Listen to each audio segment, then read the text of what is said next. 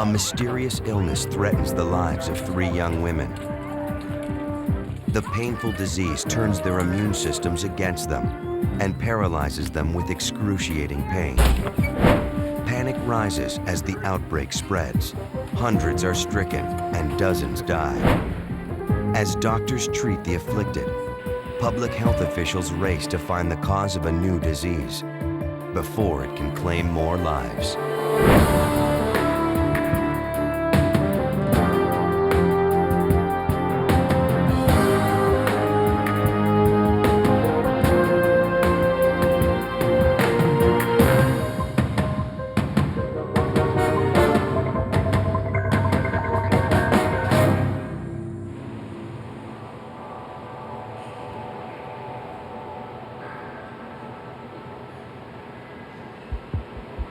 At a health club in Santa Fe, New Mexico, Bonnie Bishop started her daily workout with a warm-up in the pool.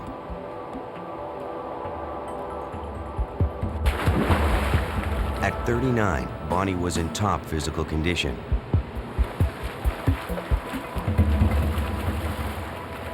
As a semi-professional tennis player, she worked out regularly and hard. But lately, she felt tired. Her muscles were sore. She hoped swimming would help loosen her up. Halfway across the pool, something went wrong.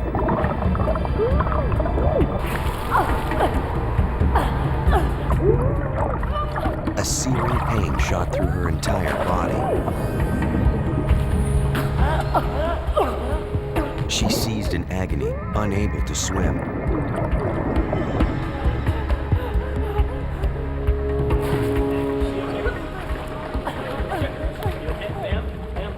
She barely made it to the side of the pool.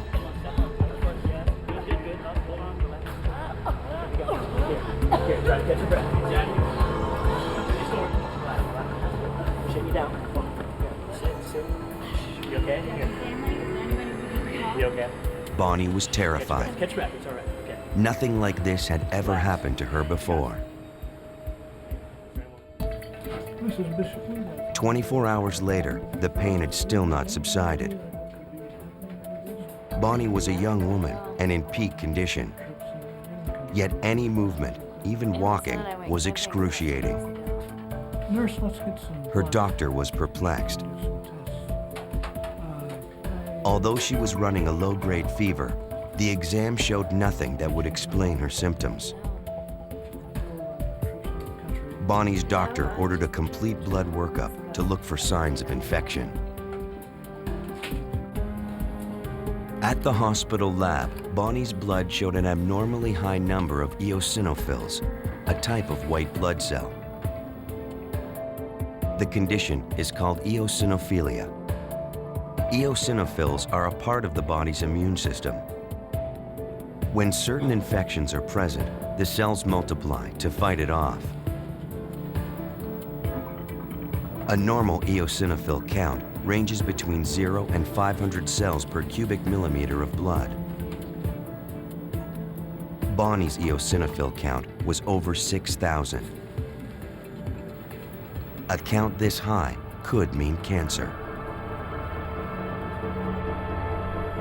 Bonnie's parents were devastated. Murray and Jackie Bishop were very close to their daughter. They took pride in her athletic abilities. She was doing any activity that was outdoors, bicycle riding, sailboarding. That was the kind of girl she was, kind of a lifestyle she led. Very, very active. On October 10th, Bonnie was admitted to St. Vincent Hospital in Santa Fe, New Mexico. There, she was examined by Dr. William Blevins, an oncologist. As a cancer specialist, Blevins empathizes with his patients as they suffer through the devastating effects of the disease. The organs of the body are reacting to some inflammatory process. So it feels like an inflammation, like a toothache all over your body that just is the worst you've ever had. and things aren't functioning well. You're getting weaker and your strength is going away. Bonnie underwent a battery of tests to find out what was causing the eosinophilia. It was difficult for Jackie Bishop to see her daughter in such pain. They tested her liver, they x-rayed her, they took her blood. They just did everything because nobody could figure out what was wrong with her, and she was just getting sicker and sicker. Doctors had done all they could to rule out other possible causes of eosinophilia. Bonnie had been tested for everything from allergies and asthma to parasites. Each test had come back negative. Well, I need to talk to you a little bit about what's going on. We don't have a diagnosis yet even after. Doctors feared Bonnie had leukemia, cancer of the blood. For Murray Bishop, it was a terrifying prospect. I knew she was suffering, but when he said leukemia, that scared the heck out of me because I lost my best friend and co-worker with leukemia. A team of specialists was called in to consult on Bonnie's case. After 72 hours in the hospital, her condition had become critical. Her lungs were filling up with fluid. She couldn't breathe very well. So she was short of breath and hungry for air, and her body was swelling, and her abdomen was getting swollen with fluid, and her liver wasn't working. Bonnie couldn't breathe. The swelling had constricted her airway. Doctors put her on straight oxygen, but they were running out of time. They had to get rid of the fluid building up inside Bonnie's body.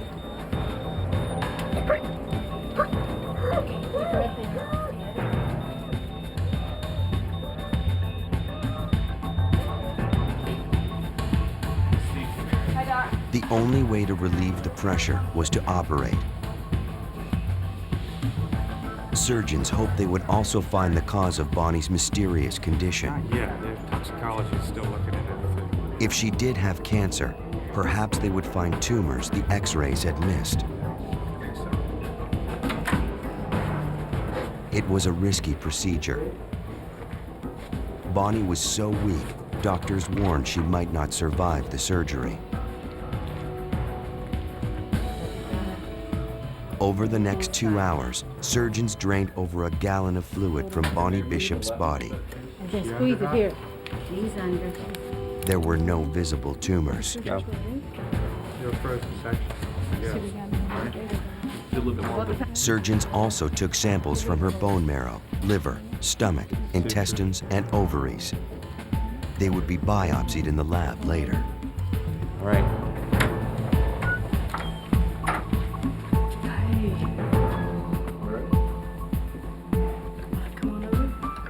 For Murray and Jackie Bishop, the wait continued. Doctors needed lab results before they could determine what was threatening their daughter's life.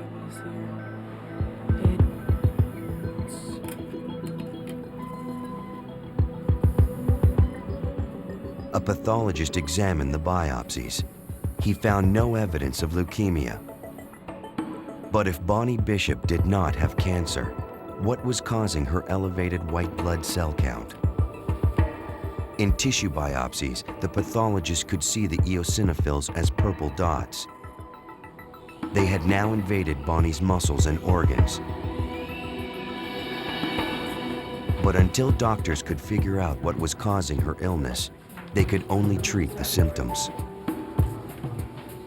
Dr. Blevins prescribed high doses of prednisone, a powerful steroid used to reduce inflammation and swelling. He hoped it would relieve Bonnie's muscle pain and lower her eosinophil count. Take a deep breath. Okay, in and out. Okay, yeah, you move there pretty good. You're gonna need the oxygen for, a while. I won't touch your stomach just very lightly. It's gonna take. Still, there was no guarantee the steroids would work. Blevins felt it was important to prepare his patient for the worst. Bonnie was just so seriously ill. I wasn't sure she would respond, and I let her know that, you know, you potentially you're going to lose your life. And it's hard to tell that to people. If she didn't respond to the steroids, she would need another surgery, a surgery she was too weak to survive. Blevins' patient was dying, and he still had no answers.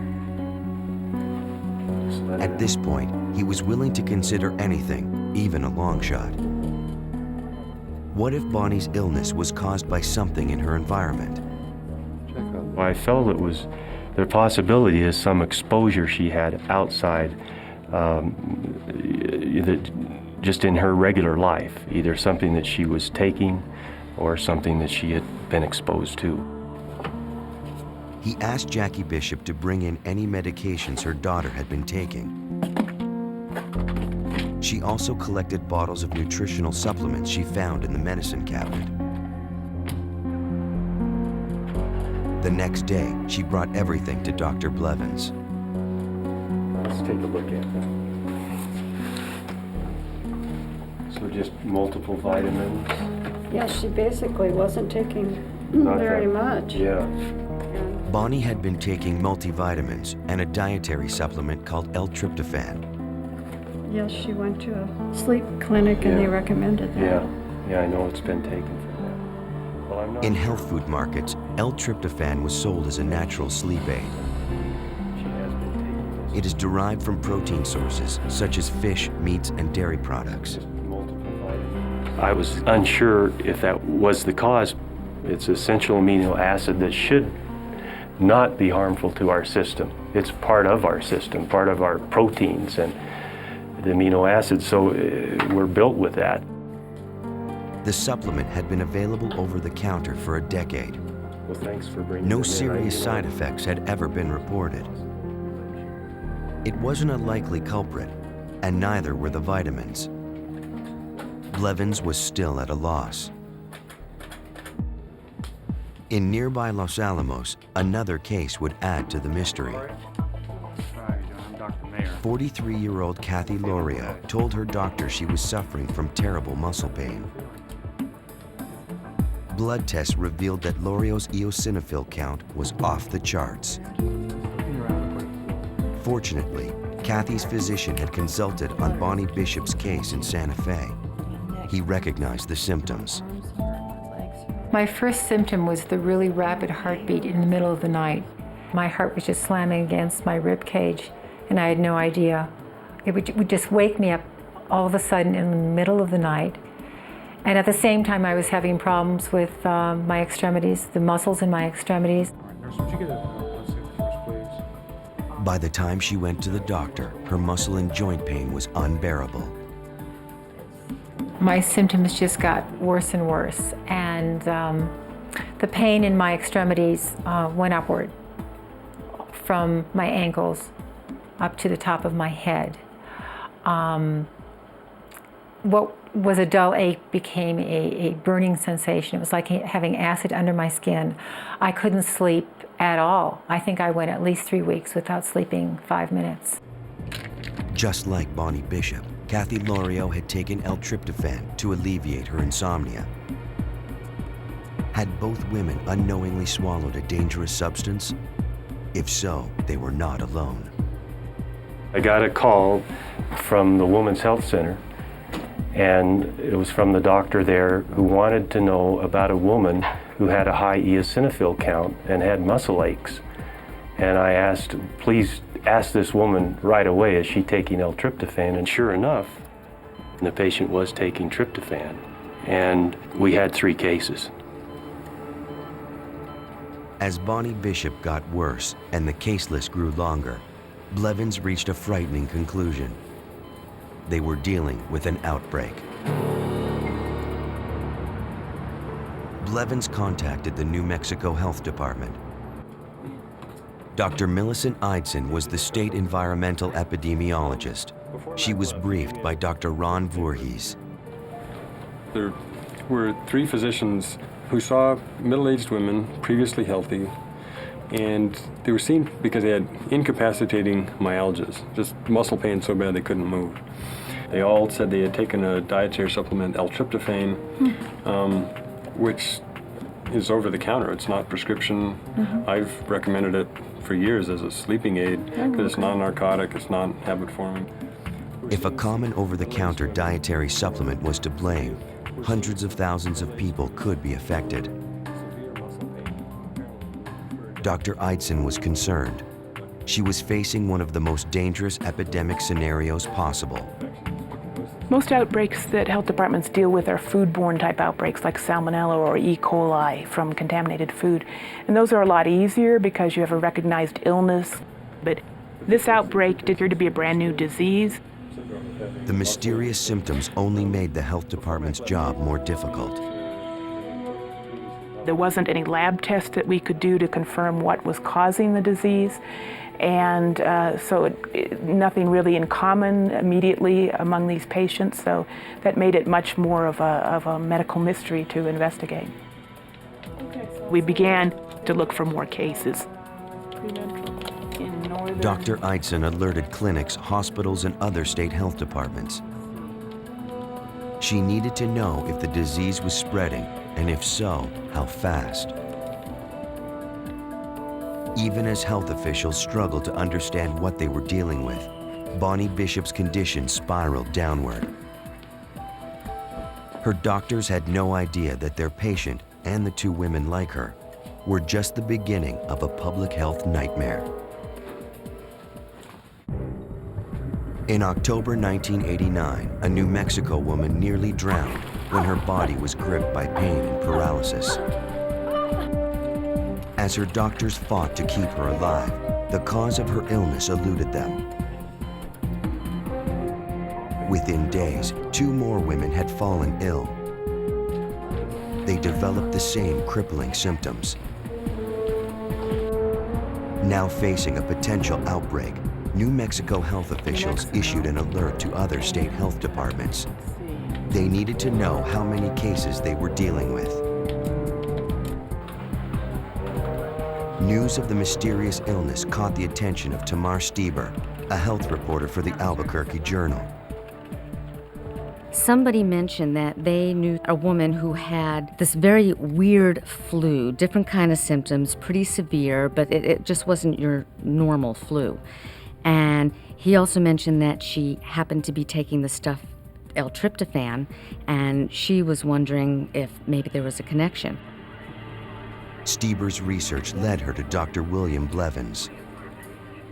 I told her what I knew. I thought it was very important that it be related, that people know that L-tryptophan could potentially cause a serious, life-threatening illness. Stieber was convinced she had stumbled on an urban horror story, an epidemic that strikes young women in the prime of their lives. The list of symptoms was so extensive and so off the wall. They all had these astronomically high white blood cell counts. That's very unusual. I knew I had a story. On November 7th, 3 weeks after Bonnie Bishop was admitted to the hospital, the story ran in the Albuquerque Journal. That same day, Judy Paulson and her husband were traveling from Albuquerque to the Mayo Clinic in Minnesota. Judy was suffering from severe muscle pain. Her doctors could not diagnose her symptoms. She hoped the specialists at the Mayo Clinic could help her. On the plane, Stieber's article caught Judy's attention. The words that jumped out at me were rare blood disorder and L-tryptophan. As I read on, I realized that the 3 New Mexico women that they had been interviewing had all the same symptoms that I did, and the only common thread with those 3 people was the L-tryptophan. And so I thought, I'm the 4th. And the EMS. Judy contacted Tamar Stieber the minute she landed. She told the reporter she had taken L-tryptophan 3 times a day for months. I wanted her to know that I really felt she was onto something. I was relieved to think maybe there was finally an answer for what was wrong with me, because all the physicians had been saying, we just don't know, it could be this, could be that. Judy Paulson was not alone. Throughout the state, people responded to Stieber's front-page article. Hundreds of calls poured into the health department. 9 women reported identical symptoms to the 3 known cases, bringing the total to 12. There were cases all over the state. The disease was apparently spreading. Dr. Millicent Eidson and the New Mexico Health Department stepped up their investigation. That made us realize that this really could be a large outbreak, that we really were seeing just the tip of maybe a very large iceberg. And it made us motivated to work even harder and faster on the outbreak, because if it was L-tryptophan or due to any other unknown cause, it would be really important to find out quickly what it was in order to protect public health. Despite their suspicions about L-tryptophan, Dr. Eidson needed to find proof of the source of the outbreak. It was really important to have a rigorous epidemiologic study, because this was a new disease that we didn't know how widespread it was. This product was used worldwide and could have a lot of implications in regards to tens of thousands of people potentially being exposed. The potential for a global epidemic affecting women was terrifying. Eidson alerted the Centers for Disease Control and Prevention in Atlanta. At the CDC's National Center for Environmental Health, Dr. Ed Kilborn took charge of the case. When we were told about the outbreak, we were told about a possible L-tryptophan link, but a clinical observation in a few cases is not the same thing as a real epidemiologic study, and we needed those to be done. Henry, need a word. Just got the call on the eosinophilia cases in New Mexico. Dr. Eidson, they're trying to sort out duplications right now, get an exact case count. It's hit the papers out there. We're starting to hear about cases, perhaps. Before they could make any decisions about the cause of the outbreak, the CDC had to have proof. They needed hard data linking the victims to L-tryptophan. The CDC teamed up with Eidson's staff in New Mexico to design a case control study. The in-depth analysis compared sick patients to a control group of healthy people. The investigators hoped to find answers in their differences. And so what we did is send teams out to hospital laboratories. We literally looked through tens of thousands of records looking for high eosinophil counts. Any patient record with an eosinophil count over 2,000 in the past 6 months was reviewed. Patients with high eosinophil levels, possibly caused by allergies or parasites, were eliminated from the study. In all, it took a massive statewide effort to isolate just 11 cases of eosinophilia. Next, health officials went door to door, searching patients' neighborhoods. They needed to find women of similar ages who had not become ill. These women would serve as the control group for the study. Hi, good afternoon. I'm with the State Health Department.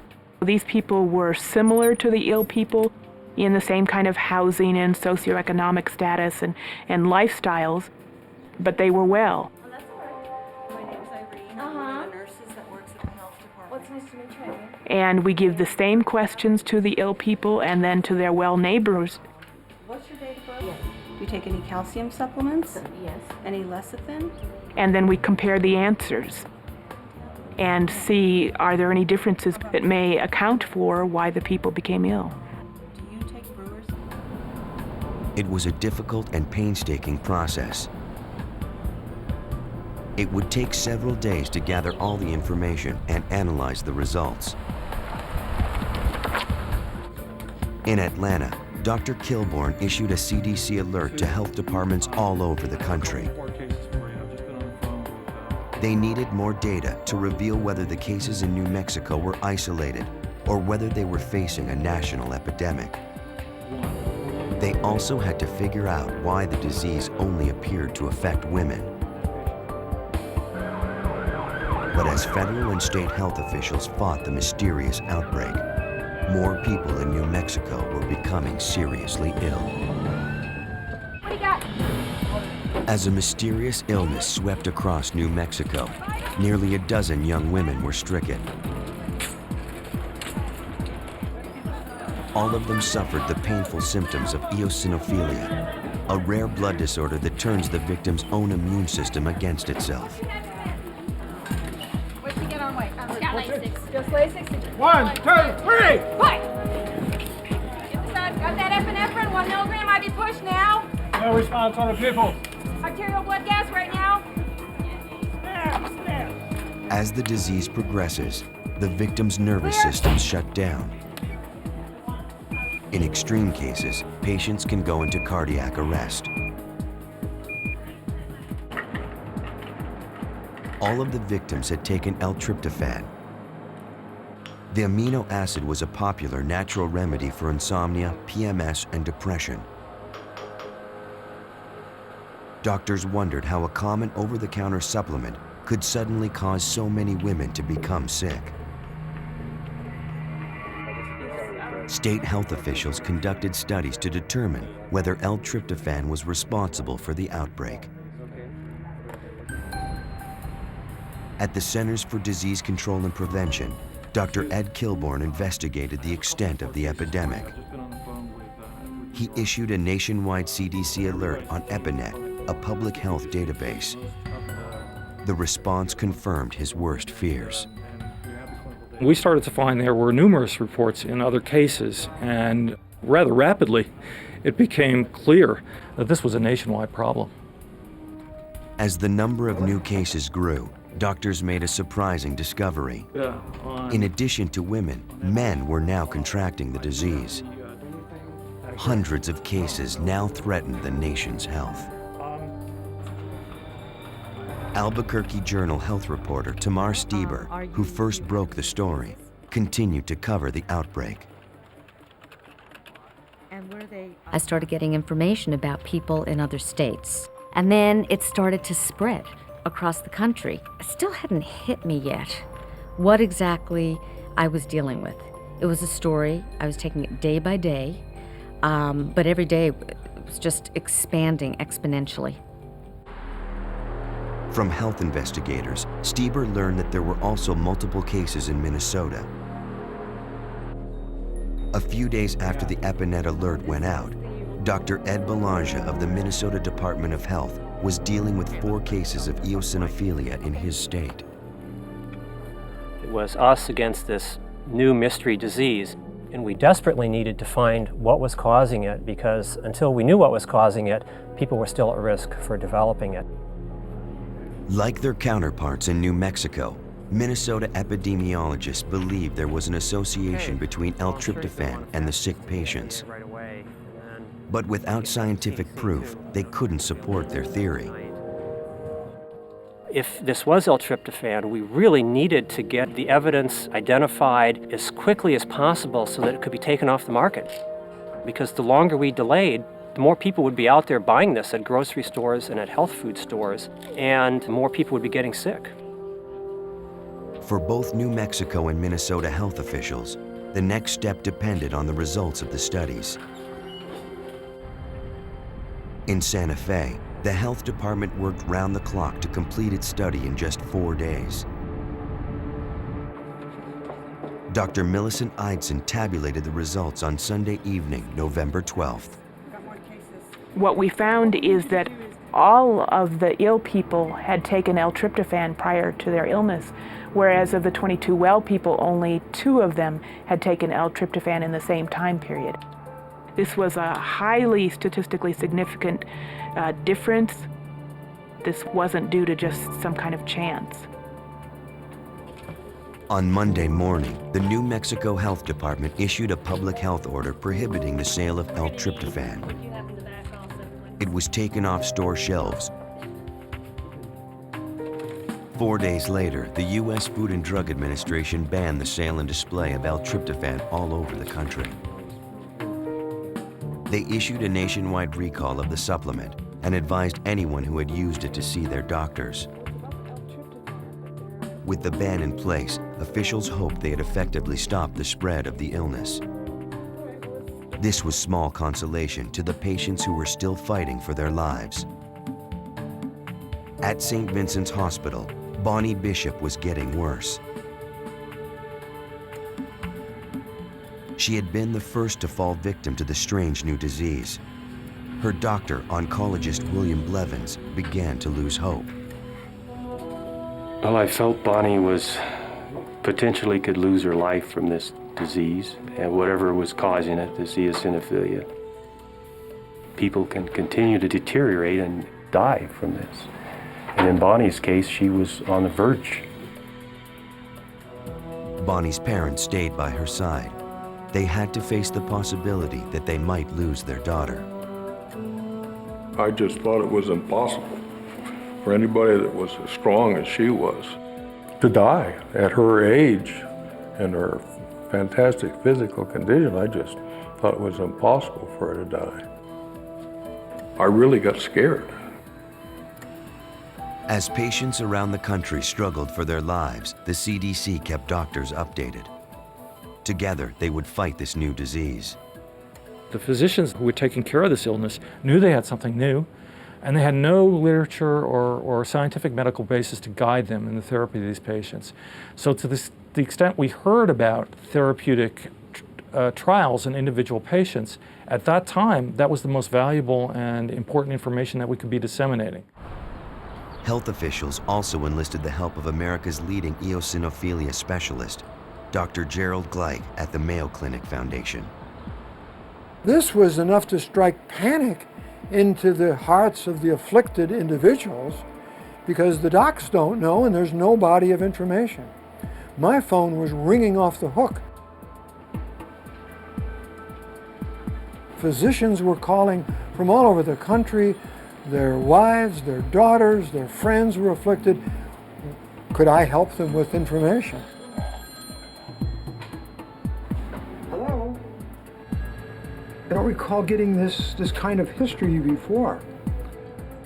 Now, I think one additional thing, we want to know what happens, so it'll be important to get blood samples, to do blood counts, and to get some blood samples. There was little information to give them, and the lack of knowledge was taking its toll. I need a blood gas right now, and the central line.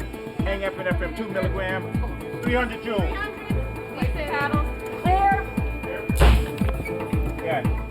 On November 16, 1989, the mysterious new disease claimed its first victim. How many more would die before they could find the cause of the outbreak? In the fall of 1989, a debilitating disease struck hundreds of people throughout the United States.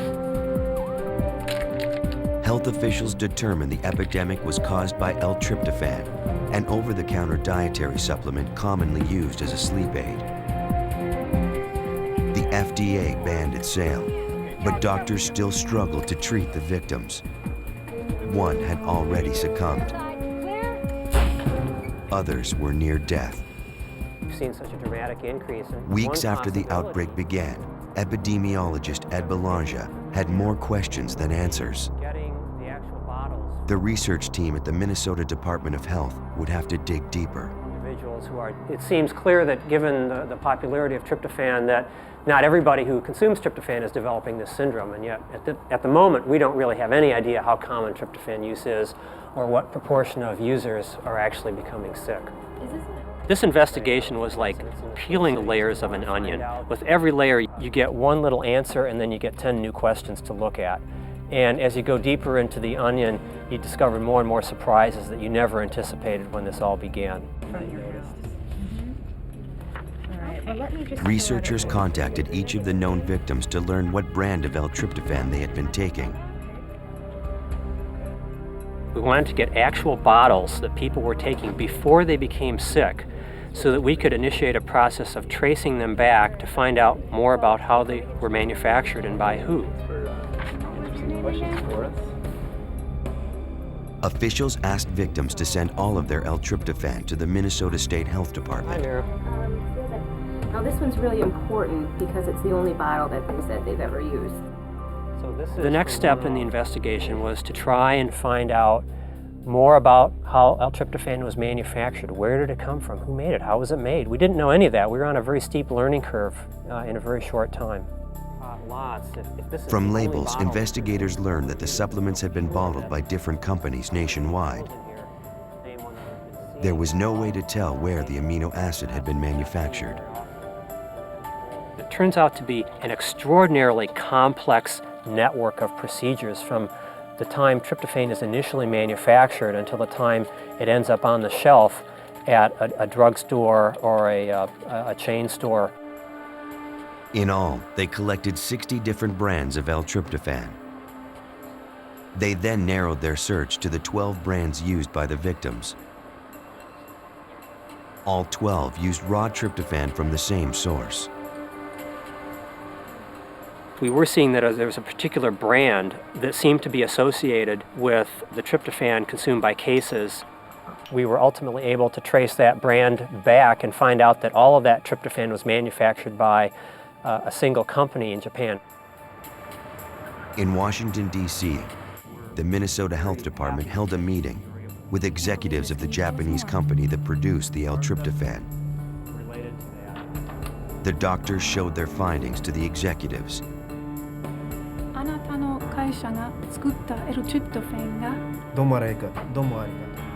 They agreed to cooperate fully.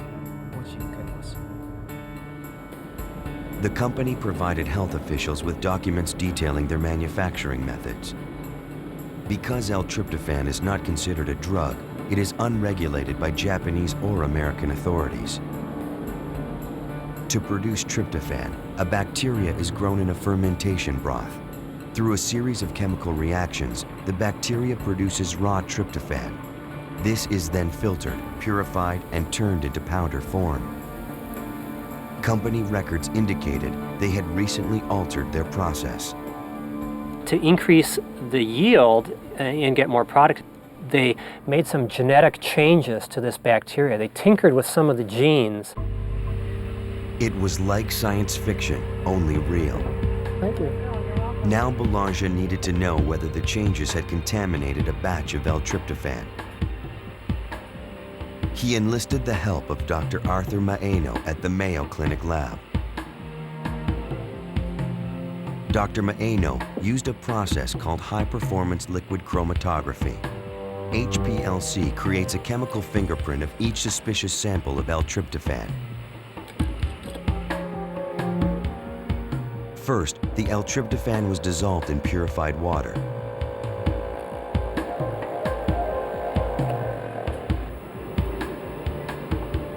The solution was then injected into a pressure chamber to separate its chemical components.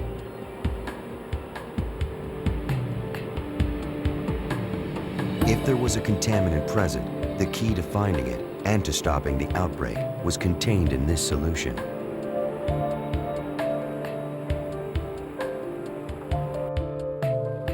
The results were displayed as a series of peaks. Each peak represented a different trace element. Chromatography had isolated nearly 60 substances other than tryptophan in the samples. Any one of these could be the contaminant that caused the eosinophilia.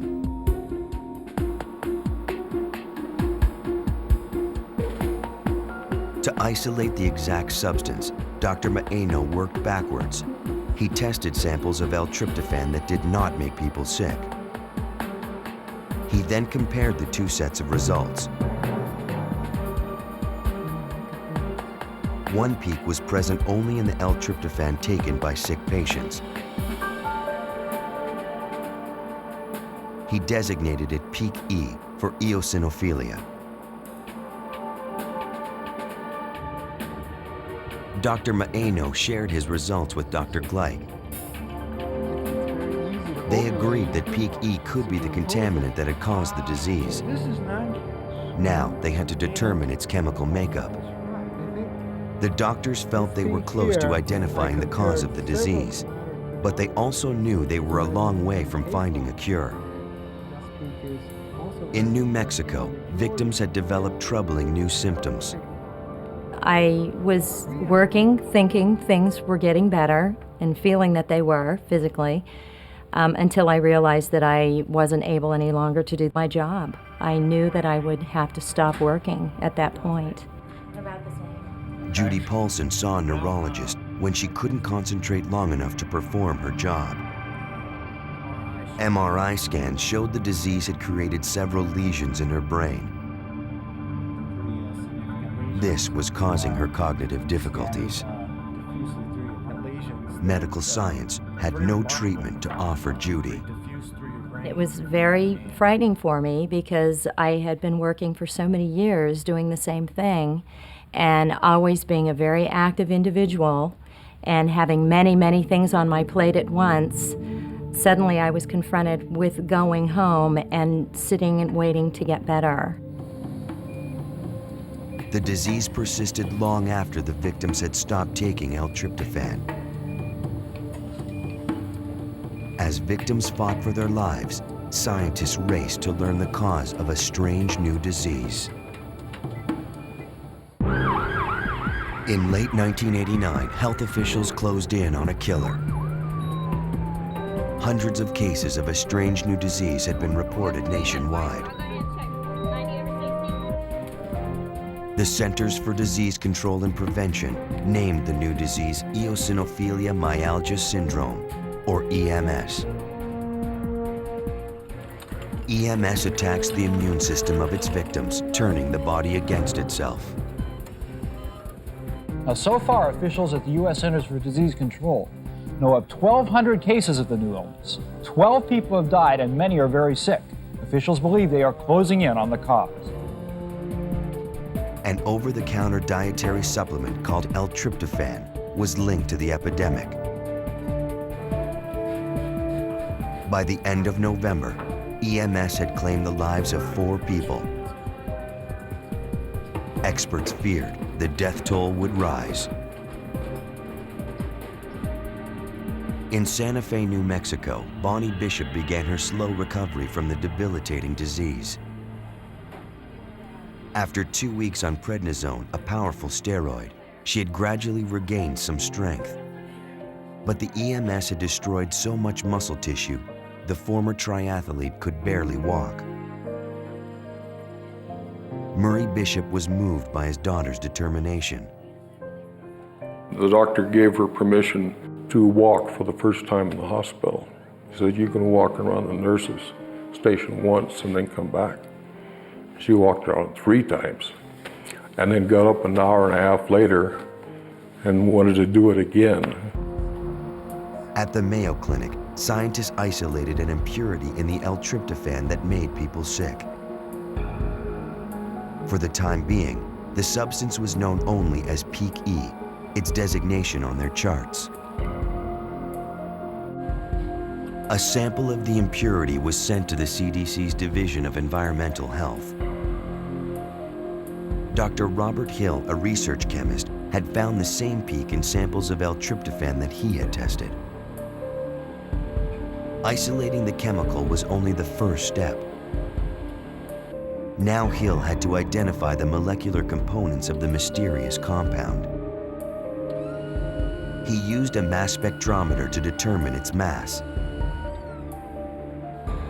His results gave him the chemical makeup of the impurity, but they didn't prove it caused EMS. Next, Hill and his team worked closely with National Institute of Health scientists who tried to replicate the disease in laboratory animals. None of the animals contracted the disease. While this did not rule out peak E as the cause of EMS in humans, researchers may never conclusively prove it made so many people sick. To this day, the cause remains unknown. If we don't know how it happened or why it happened, that same thing could pop up again, or something similar to that could happen again somewhere. The CDC identified 1,500 cases of EMS. 37 people had died. The rest were in for a long and painful recovery. Without scientific proof of the exact cause of EMS, medical officials worry the disease may appear again. Until we really know, until we can pinpoint with certainty which contaminants are the responsible ones, it's highly probable that this disease will occur again.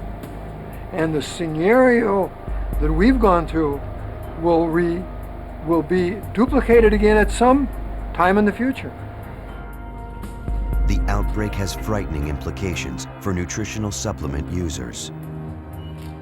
The EMS example is a gigantic red flag for taking food supplements. The food supplements don't go through any testing. The patients that took the tryptophan ended up having their lives ruined. Many of them died. Because the contaminant was never identified, over-the-counter tryptophan remains banned in the US. In Europe, where supplements are regulated and the manufacturing process is controlled, tryptophan is still available. It has been used for years without incident. Many patients who survived the EMS outbreak continue to suffer its effects. After her third MRI, Judy Paulson learned that the lesions in her brain had stopped growing. But 13 years later, she still struggles to regain the life she once had. I'm certainly not as active as I once was, and stress just puts me over the edge. The slightest amount of stress generally I can't deal with at all. It's one thing at a time that I have to concentrate on. For Kathy Lorio, recovery has been slow, but she remains optimistic. After about a year, I was able to go back to work, and I think I've done fairly well. I keep trying. I certainly appreciate life a lot more now, and I'm very grateful to be doing as well as I'm doing. For Bonnie Bishop, returning home after a month in the hospital was not the end of her battle with EMS. Nobody gave up, and of course, last one that would give up would be her, because that's the way she is. It took years, but Bonnie finally got her life back. I'm a real fighter, and so that's how I approached this situation. I think having been an athlete probably prepared me well for it, because I can work through pain and I can see slow progress and not be discouraged as long as I see some progress. A year after being released from the hospital, Bonnie returned to work as a graphic designer. The harrowing experience left her with a new perspective. I'm very thankful for all the wonderful things that I've experienced since I was supposed to succumb. And I'm glad to have had those years. For Bonnie Bishop and hundreds of other EMS survivors, every day is another victory over the disease that nearly took their lives.